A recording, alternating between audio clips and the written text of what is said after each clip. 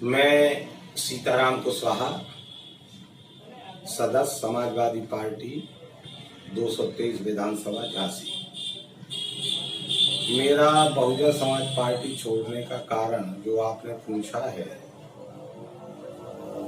मैं काफी अरसे से बहुजन समाज पार्टी का कार्यकर्ता रहा और बहुजन समाज पार्टी में रहकर मैंने काफी बहुजन समाज पार्टी का जनाधार बढ़ाया और उसी का कारण था कि जब मैं सक्रिय कार्यकर्ता रहा तो बहुजन समाज पार्टी ने मुझे 2 बार विधानसभा का चुनाव लड़ाया। समय से 2017 के बाद जब बहुजन समाज पार्टी की सारी सीटें यहाँ से हार गई, बुंदेलखंड से 19 की 19 सीटें हार गईं, तब यहाँ जो हमारे प्रभारी झांसी आए तो उसमें कुछ कार्यकर्ताओं ने उनके खिलाफ नारेबाजी की। जन समाज पार्टी में मैंने एक चीज और देखी थी कि वो लोग ये करते थे, जो पदाधिकारी टिकट के लिए मांग करते थे और अपने स्वार्थ पूरे करते थे, टिकट दिलवाते थे और उन लोगों की आपस में सोच ये बन जाती थी कि झांसी की सीट हार जाए, बबीना जीत जाए। दूसरे की सोच ये रहती थी कि बबीना हार जाए, मऊरानीपुर जीत जाए, और इसी तरह से इन लोगों की सोच बनी रहती थी। और सारी की सारी हम लोग 2012 में भी हार गए, 2017 में भी हार गए। दुखंड होता है, उस लड़की की लाश जला दी जाती है, उसकी बेइज्जती होती है। उसके बाद ये 3 काला कृषि कानून आए, उसके लिए तमाम जगह एजिटेशन और प्रदर्शन हो रहे। उसके बाद हमारा लखीमपुर खीरी का कांड हुआ, एक गोरखपुर में वो व्यापारी का कांड हुआ, तमाम हमारे यहाँ डबल मर्डर हुए, 3-3, 4-4 झांसी में। लेकिन वो भी पुलिस उनको जेल नहीं कर पाई, खोल नहीं पाई वर्षों तक। तो इस पर कई बार बहुजन समाज पार्टी के पदाधिकारियों से और नेताओं से बात हुई कि भाई हम लोग जनता की आवाज उठाएं, जनता की भागीदारी के कारण बना हमारा कि भैया जब आप जन समस्याओं से नहीं जूझ सकते, जन समस्याओं की आवाज नहीं उठा सकते।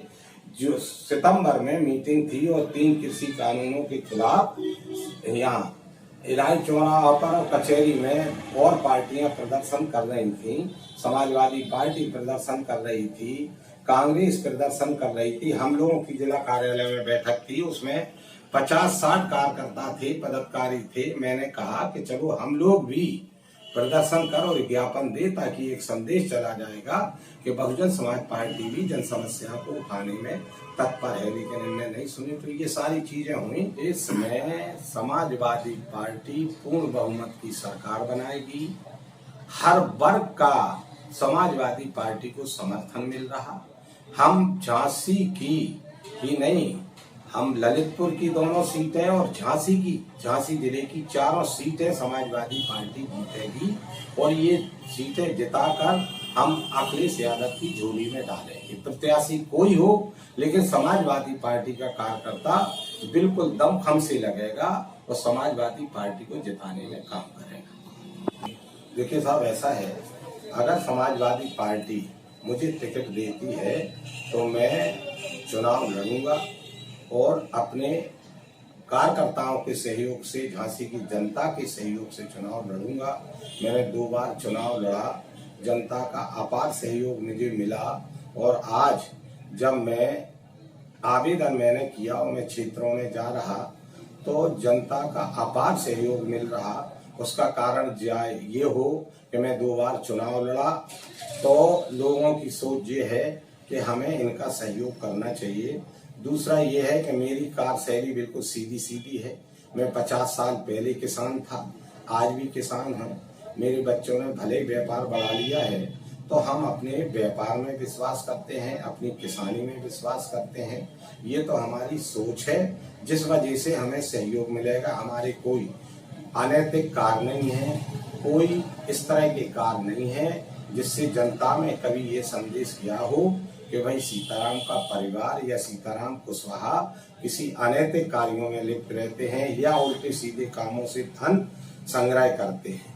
तो ये हमारी कभी सोच नहीं रही। आगे आने वाले कल में अगर हम जीते तो हमारी सोच ये होगी कि जनता की सोच ये रहती है कि भाई हम एक बार उनके सामने जाते हैं तो वो हमारे सामने अपनी समस्याएं, उसके बाद 5 साल वो हमसे आशा लगाए रहते हैं और उनकी आशा केवल ये रहती है कि उस क्षेत्र की सफाई हो, उनके क्षेत्र में बिजली मिले, उनके क्षेत्र में पानी मिले, कानून की व्यवस्था हो, कानून का राज हो।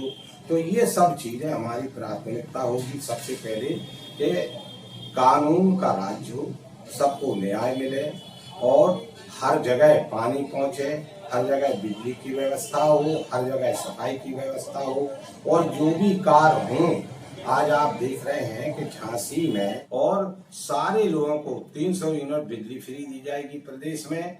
और जो पहले हमारे राष्ट्रीय अध्यक्ष जी ने, मुख्यमंत्री जी ने, अखिलेश जी ने 2012 से 2017 में जो शिक्षकों को, जो बच्चों को, जो लड़कियों को अनुदान, लैपटॉप और ये वजीफा दिए थे और बैकवर्ड और दलित वर्ग के लोगों को जो डिग्री कॉलेज में शून्य पर एडमिशन होते थे, फिर वही प्रथा शुरू की जाएगी।